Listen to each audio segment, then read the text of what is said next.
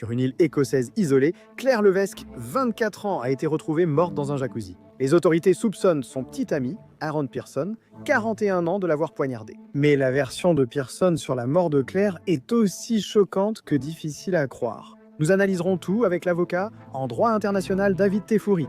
Bienvenue dans Sidebar, présenté par Law and Crime. Je suis Jesse Weber. Vous savez, certaines histoires qui commencent discrètement. C'est presque anodin. C'est comme n'importe quel autre jour. Il n'y a aucun signe de ce qui va arriver. Et puis, quand l'histoire se développe et que vous entendez ce qui se passe, ça vous prend à la poitrine. C'est l'une de ces histoires. Je veux que vous imaginiez cette île écossaise isolée, les vents fouettant depuis la mer du Nord. Il y a une maison qui semble ordinaire de l'extérieur, mais à l'intérieur, l'air est chargé de tension. À la fin de cette nuit, une vie s'est envolée. Il y a une famille qui s'est brisée et la communauté locale est stupéfaite par cela. Et maintenant, dans une salle d'audience à Édimbourg, ce qu'un homme vient de dire au jury est tellement choquant. On doit se demander si le jury va le croire. C'est l'affaire tragique et pleine de rebondissements qui s'est déroulée au cours de la semaine dernière à la Haute Cour d'Édimbourg. L'histoire débute avec Claire Levesque, 24 ans, originaire de Westlock, en Alberta, qui vivait et travaillait à Edmonton. Là-bas, elle a rencontré Aaron Pearson, un Canadien de 41 ans, aussi citoyen britannique, selon Canadian Broadcasting Corporation Now. Ils ont alors choisi de quitter le Canada temporairement pour visiter les îles Shetland. Il s'agit d'un archipel isolé dans le nord de l'Écosse. Selon Canadian Broadcasting Corporation, Pearson avait des liens familiaux là-bas, notamment sa mère, Hazel. De l'extérieur, leur relation pouvait sembler aventureuse, romantique, mais à huis clos, les choses étaient apparemment bien plus compliquées. D'après la British Broadcasting Corporation et le Scottish Sun, le tribunal a révélé que Claire et Aaron buvaient beaucoup, se disputaient en un terrain parfois violent l'un envers l'autre. Une voisine, Catherine Jameson, a témoigné que le 2 janvier 2024, Pearson, à moitié habillé et en sang, est arrivé à sa porte, erratique et bouleversé. Il lui a dit qu'il s'était arraché les dents à coups de poing et a affirmé qu'il avait, je cite, des grenades. Mais ce n'est même pas de cet épisode dont nous allons parler. L'épisode dont nous parlons en ce moment, c'est ce qui s'est passé le 11 février 2024. À ce moment, Claire et Pearson étaient chez la mère de Pearson, triste, à Ringville. Apparemment, ils avaient prévu de nettoyer le jacuzzi et la remise attenante, un endroit où ils avaient passé beaucoup de temps à traîner. Selon les déclarations de Pearson au tribunal, que nous aborderons, l'après-midi est ensuite devenu horrible, comme il l'a plus tard décrit. De l'alcool aurait été impliqué, les disputes auraient apparemment dégénéré. Et dans la soirée, la police et les services d'urgence ont été appelés sur les lieux. Pourquoi ? Parce que Claire a été retrouvée sans vie dans le jacuzzi. L'eau était apparemment assombrie, vraisemblablement par du sang. Hazel Pearson, qui est depuis décédée, selon la British Broadcasting Corporation, a passé un appel d'urgence en signalant que son fils avait dit qu'il avait tué Claire et qu'il était en train de se poignarder lui-même. Pearson lui-même aurait également parlé à l'opérateur, déclarant qu'il avait conduit sa Porsche dans la mer. L'épave de la voiture a été retrouvée à moins d'1 kilomètre du lieu où le corps de Claire a été découvert, selon les secours de la Canadian Broadcasting Corporation. Ils ont trouvé Pearson en détresse, en train de saigner. Pearson avait alors été admis à l'hôpital Gilbert Bain à Lerwick, après avoir été placé en détention en lien avec la mort de Claire. Selon les informations de la British Broadcasting Corporation, il a fait des déclarations aux médecins qui seraient ensuite minutieusement analysées au tribunal. Des déclarations selon lesquelles il se serait soi-disant poignardé lui-même dans le cou et aurait essayé, je cite, de se débarrasser de Claire. Une remarque sur laquelle il a ensuite insisté en disant qu'elle avait été sortie de son contexte. Le personnel médical et un psychiatre l'ont ensuite évalué. Ils n'ont trouvé aucune preuve de maladie mentale aiguë au moment des faits, concluant qu'il était apte à être interrogé. Les enquêteurs ont confirmé que Claire avait subi des blessures mortelles par arme blanche au cou et à la poitrine. Les preuves médico-légales ont révélé un traumatisme par objet contondant.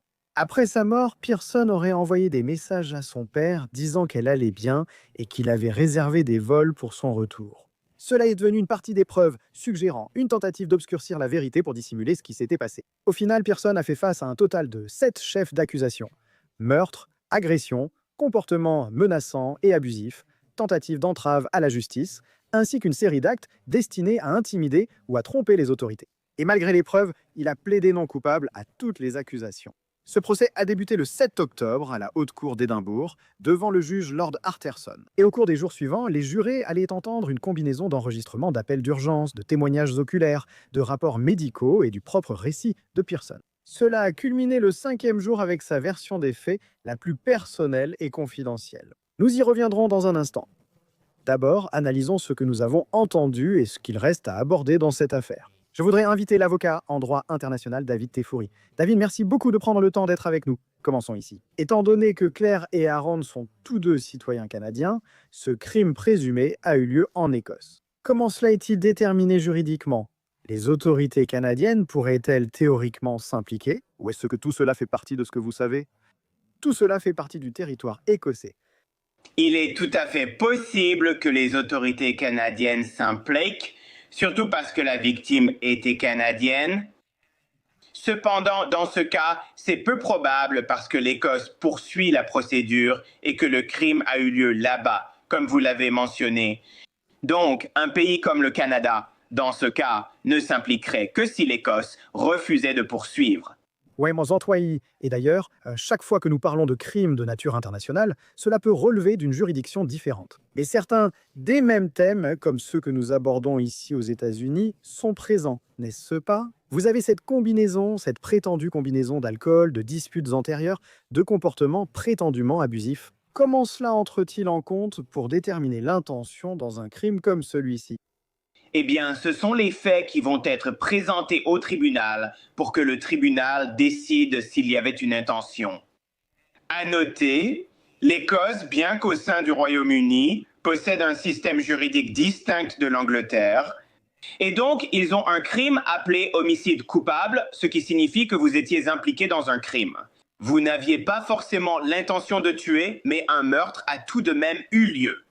Donc cela pourrait être quelque chose que la défense essaie de poursuivre ici.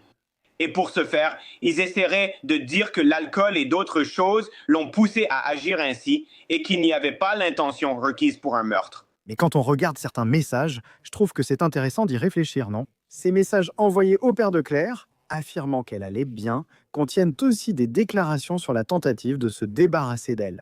Comment cela est-il interprété, vous savez, à la fois du point de vue de l'intention et aussi du contexte, peut-être même d'une évaluation psychiatrique? Eh bien, l'intention dépend évidemment de ce qu'il pensait et faisait avant le crime. Donc, l'une des choses que vous avez mentionnées, ce qu'il a écrit à son sujet après le crime, pour essayer de dissimuler le crime.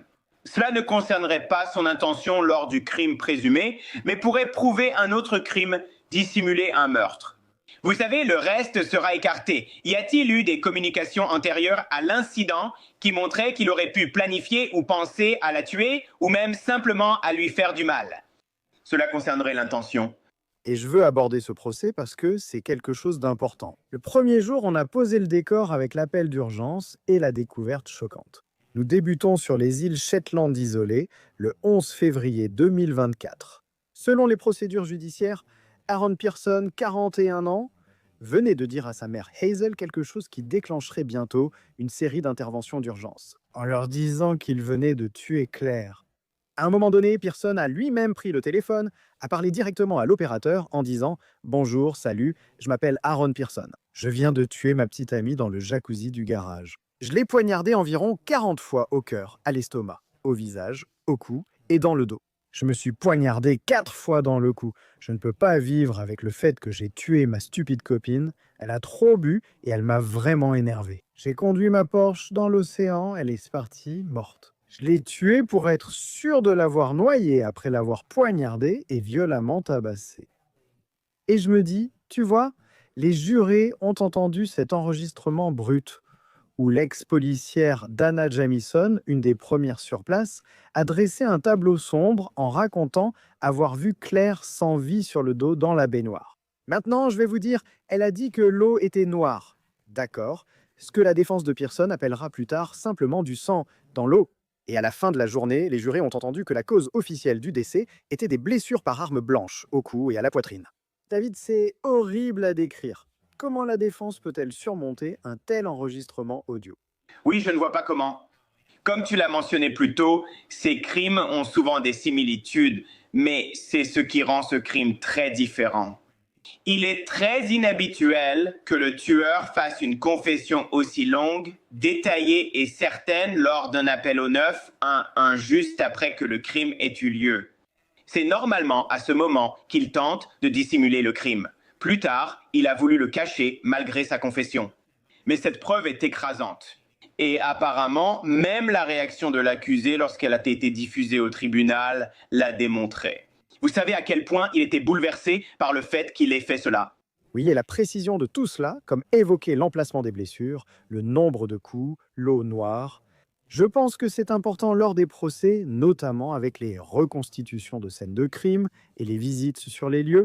Mais il est important que les jurés comprennent la scène du crime, qu'ils comprennent l'attaque. C'est essentiel pour eux, aussi bien pour l'accusation que pour la défense. Oui, absolument. Je veux dire, cela va provoquer une réaction émotionnelle chez les jurés. Certainement à cause de la vision de cela. Un jacuzzi, noir d'obscurité à cause du sang, vous savez, montrant à quel point elle a saigné à la suite des multiples coups de couteau.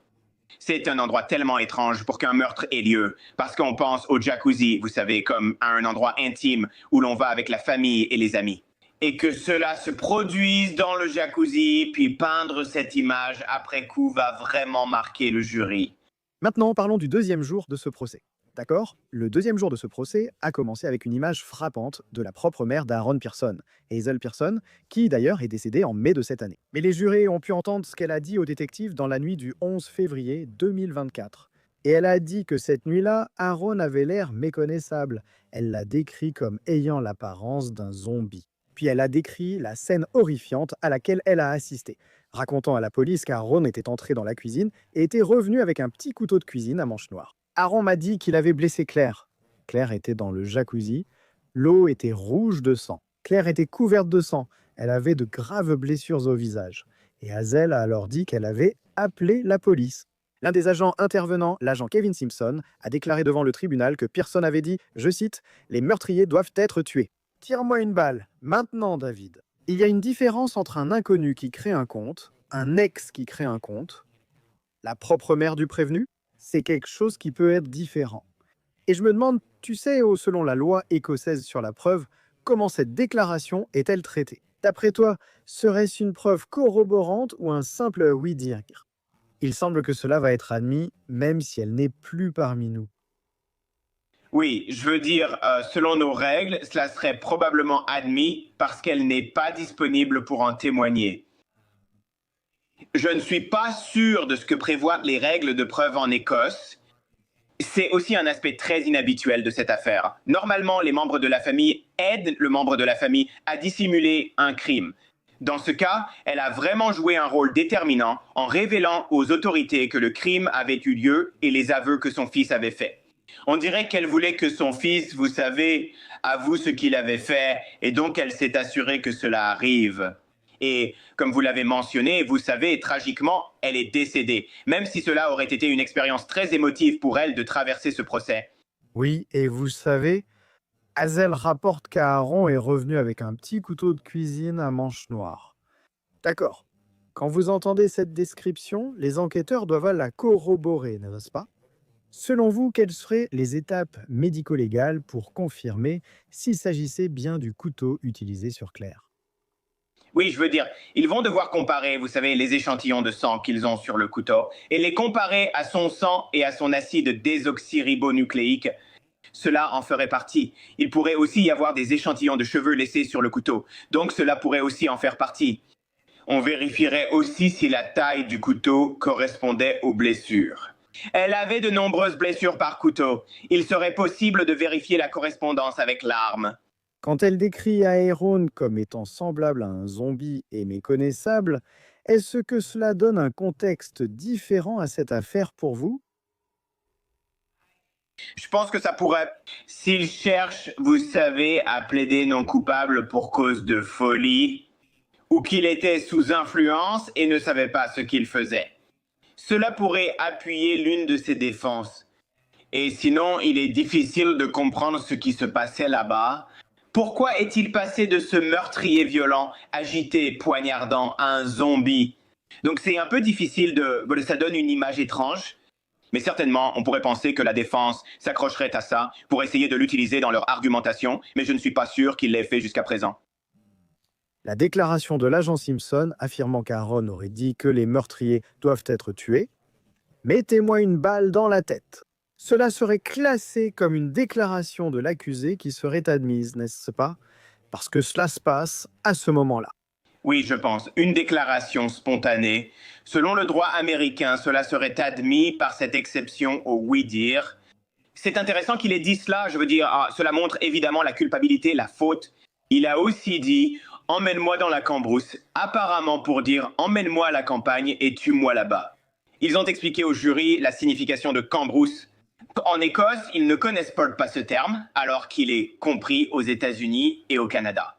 Oui, c'est un commentaire assez dévastateur, pour dire le moins. Alors, parlons du troisième jour, d'accord? Donc le troisième jour du procès. L'attention s'est portée sur les événements qui ont suivi la scène, notamment sur ce que Aaron Pearson a fait juste après. Le témoignage médical qui a révélé à la fois son état physique et mental. Pearson a été hospitalisé à Gilbert Bain, à Lerwick, après sa détention liée à la mort de Claire. La docteure Caroline Haig a expliqué que l'accusé avait déclaré au personnel médical s'être poignardé au cou lui-même. Il avait bu du liquide de frein, conduit sa Porsche hors d'une jetée. L'équipe de l'hôpital a donné un antidote au liquide de frein, puis a fait un scanner pour évaluer ses blessures au cou. Et puis le médecin a dit à la cour quelque chose qui allait rester dans l'esprit de ses jurés. Elle affirme que Pearson lui a dit que je voulais me débarrasser d'elle depuis un moment. David, tu en penses quoi? C'est encore plus avec des preuves très accablantes contre lui, surtout la déclaration qu'il a faite à la fin que tu viens de mentionner. Tu sais, ça donne l'image de quelqu'un de très bouleversé qui essaie de se suicider. Ça montre qu'il est à l'aise avec le fait de poignarder avec un couteau. Il s'est poignardé lui-même, il l'a poignardé elle. Et donc, tu sais, rien de tout ça ne correspond à sa défense actuelle selon laquelle c'est elle qui se serait poignardée. Pourquoi se sentirait-il aussi coupable et dirait-il ces choses à l'hôpital et ferait-il ces choses après l'incident s'il ne ressentait pas de culpabilité? Oui, je pense qu'il serait difficile pour la défense d'affirmer que cette déclaration a été sortie de son contexte. Peut-être, et je parle juste de mettre fin à la relation, pas à sa vie, mais quand on considère ce dont il est accusé, vous savez, et que cela vient d'un professionnel de santé. Oui, je crois que ce qu'il a dit, d'après ce que j'ai lu, c'est qu'il affirme qu'il ne voulait pas dire qu'il avait l'intention de la tuer. Quand il a dit vouloir se débarrasser d'elle, il voulait la renvoyer au Canada et finir la relation de cette façon.